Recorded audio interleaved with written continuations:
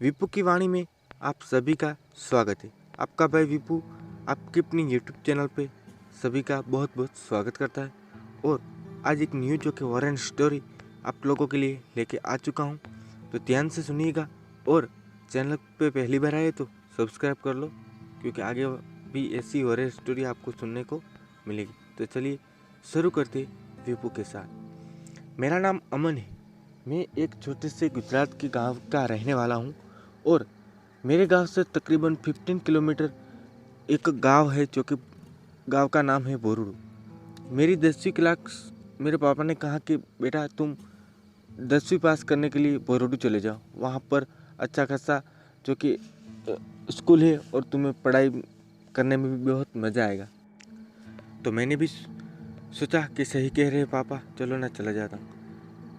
3 दिन के बाद मैं और मेरे पापा गए, वहाँ पर एडमिशन लिया, और फिर पास में ही हॉस्टल था, वहाँ पर मैंने रहने का फैसला किया, क्योंकि अगर हर रोज़ घर आता जाता तो फिर मेरा टाइम वेस्ट होता, और इसलिए मैं पढ़ाई अच्छे से नहीं कर पाता। इसकी वजह से मैं हॉस्टल में रहने का फैसला कर लिया, और मेरे पापा मुझे छोड़ के चले गए। मेरे हॉस्टल में 2 माल की थी, जो कि पहले माल पे 10 कमरे थे और ऊपर भी 10 कमरे थे, ठीक है।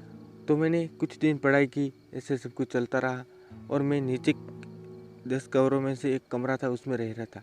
लेकिन फिर 3 ऐसे दोस्तों से मुलाकात हुई, जो कि मुझे अच्छे से मेरा ख्याल भी रखते थे, मुझसे बातें करते, ऐसे मतलब कि मेरी दोस्ती हो गई। और फिर हम तीनों ने फैसला किया, चारों ने, कि चलो ना ऊपर वाले कमरे में कोई नहीं है, वहाँ पर रहते। ऊपर 10 कमरे थे, वो खाली सिर्फ 10 ही कमरे जो थे वो भरे हुए थे, लेकिन 10 कमरे ऊपर के जो था वहाँ पर कोई स्टूडेंट नहीं था। तो हमने सोचा कि वहीं कमरे में चले जाते। हम चारों वहाँ पर हमारा सामान लेके वहाँ पर चले गए। ऊपर के जो 10 कमरे थे वो ऐसे खाली थी, वहाँ पर कोई नहीं रहता था, क्योंकि इतनी संख्या नहीं थी स्टूडेंट की, उसकी वजह से। लेकिन हम चारों ने वहाँ पर रहने का फैसला किया। मेरा दोस्त, मैं अमन, मेरा दोस्त ऋषु, विशु और शैलेश, हमने वहाँ पर रह रहे थे। कुछ दिन रहे ऐसे सब कुछ। लेकिन एक दिन मैं पढ़ाई करने की वजह से बहुत थक चुका था, उसकी वजह से मैं जल्दी सो गया, और मेरे दोस्त भी मेरे साथ साथ सो गए। लेकिन पता नहीं चल रहा दोस्तों, अंधेरी रात थी, सुनसान रूम था, कोई आवाज़ तक नहीं आ रही थी, और मैं सोया हुआ था। तभी पता नहीं चला कहाँ से 2 बजे के आसपास टाइम हुआ था, और अचानक से बिल्ली रूम में आ गई। तभी जो मेरी धड़कनें बढ़ गई, और मैंने देखा भाई बिल्ली कहाँ से आ गई, और मैं अचानक से चिल्ला गया। और तभी मेरे दोस्त विशु और शैलेश आ गए। उन्होंने कहा कि भाई क्या हुआ विपू, अरे विपू सॉरी दोस्तों, अमन क्या हुआ। और फिर देखा तो बिल्ली कोने में जाके छुप के बैठी थी। हमने कहा यार खिड़कियाँ और दरवाज़ा तो बंद है, लेकिन ये बिल्ली आई तो आई कहाँ से। तभी हमारे बीच में चर्चा होगी कि ये शायद कोई हमारा भ्रम हो। लेकिन मैंने कहा भाई ये हमारा भ्रम नहीं हो सकता। ऋषु बोला तो क्या यार, भ्रम नहीं है तो ऐसे बिल्ली थोड़ी ना आएगी, खिड़कियाँ दरवाजे बंद है। मैंने कहा भाई लेकिन हम सोए नहीं हैं, हम जागे हुए हैं। फिर मैंने थोड़ी हिम्मत लगा के जाके दरवाज़ा खोला, और बिल्ली वहाँ से भाग गई। फिर विशु बोला अरे भाई ऐसा कुछ नहीं होता, ये सब भ्रम है हमारा, यहाँ पर कुछ नहीं है और ना ही था, ठीक है। तो चलो सो जा। हम सो गए। और फिर दूसरे दिन कुछ नहीं हुआ। तीसरे दिन जब तकरीबन 1 बजे के आसपास हुआ था समय, तभी हम सोए हुए थे, और पता नहीं विशु के ऊपर आके बिल्ली बैठ गई, और अचानक से उसकी आँख खुली, और वो चिल्ला के एकदम से खड़ा हो गया, और मैं भी सच चिल्ला गया। मैंने सोचा क्या हुआ, और फिर से वही कोने में जाके बिल्ली बैठ गई। फिर तो मुझे यकीन हो गया था कि कुछ ना कुछ कमरे में है ही, वरना ऐसा कभी नहीं हो सकता। फिर शैलेश बोला अरे भाई कैसी बात कर रहा है तू, ऐसा कुछ नहीं हो सकता, यहाँ पर कुछ नहीं है, ठीक है, चलो सो जाओ और बिल्ली को भगा दो। फिर मैंने उस बिल्ली को भगा दिया, और हम सो गए। लेकिन तीसरे दिन पता नहीं शैलेश को क्या हुआ, अरे विशु को क्या हुआ, उसकी तबीयत खराब होने की वजह से उसके पापा आए थे और उसको घर ले गए। और शैलेश और ऋषु दोनों भी अपनी छुट्टी लेके चले गए। लेकिन मैं अकेला था उस कमरे में, डर भी था थोड़ा। मैंने सर को कहा कि सर मैं नीचे के वाले कमरे में एक रात रुकने के लिए आ जाता हूँ, लेकिन सर ने भी मना कर दिया कि कमरे फूल है और तुम्हें ऊपर ही सोना पड़ेगा।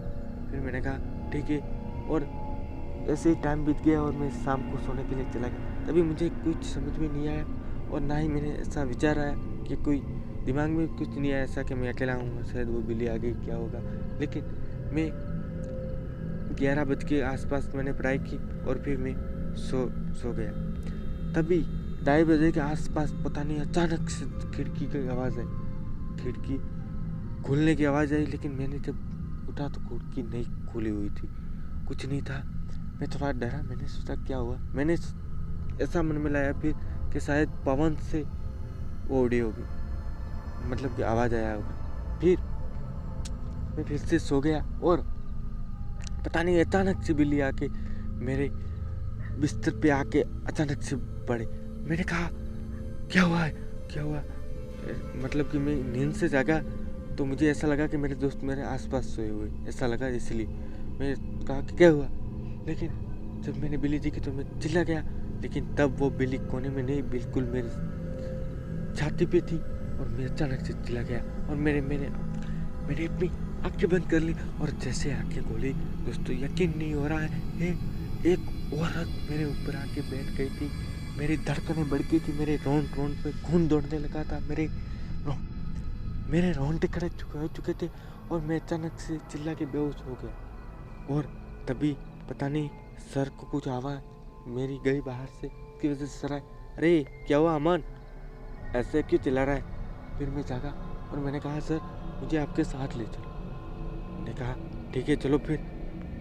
लेकिन वो सर ने कहा कि चलो तुम मेरे साथ आते हो, मेरे कमरे में सोना। मैंने कहा ठीक है, लेकिन पता नहीं मेरे दिमाग में क्या आ गया, मैंने फिर सर को मना कर दिया, अरे सर वो तो मैंने ऐसे चिल्ला दिया था और मुझे अब नहीं आना, मैं यहीं पर सोता था। सर ने कहा ठीक है फिर, और फिर मैं ऐसे सो गया। और थोड़ी देर बाद 1 घंटे के बाद पता नहीं अचानक से वो औरत फिर से आके खड़ी हो गई। तभी दोस्तों मैं इतना चिल्लाया कि सब जो वहाँ पर सर थे वो सब जाग के आ गए और मुझे जगाया। तब मैंने कहा क्या हुआ यार, क्यों सर आप लोग आ गए। कहा अबे चिल्ला रहा है, क्या हो रहा है तुझे। फिर मैंने सर को पूरी बात बताई। सर ने कहा कि अब तुम नीचे वाले कमरे में सोना, लेकिन मैं वो स्कूल में रहना ही नहीं चाहता और फिर मैंने मेरी पढ़ाई छोड़ दी। तब से लेकर आज तक मैंने पढ़ाई करने का नाम भी नहीं लिया है और मैं एक बिजनेसमैन अब हूँ। तो दोस्तों आज की कहानी में बस इतना ही, मिलते हैं नेक्स्ट कहानी में। तब तक के लिए आप चैनल को सब्सक्राइब कर लो और विप की तरफ से बाय बाय।